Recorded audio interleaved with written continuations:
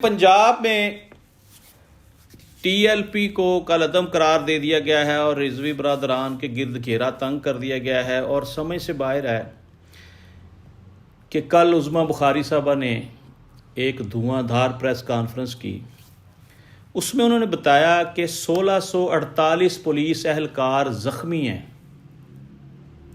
और एक इंस्पेक्टर साहब जो है वो शहीद हो गए हैं। इन्ना लिल्लाहि व इन्ना इलैहि राजिऊन।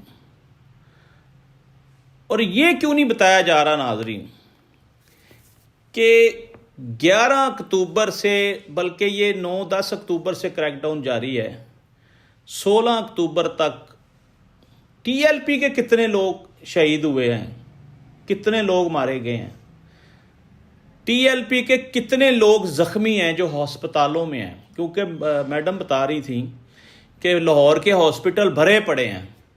तो ये भी बता दीजिए कि लाहौर के अस्पतालों में टीएलपी के कितने कारकुन हैं।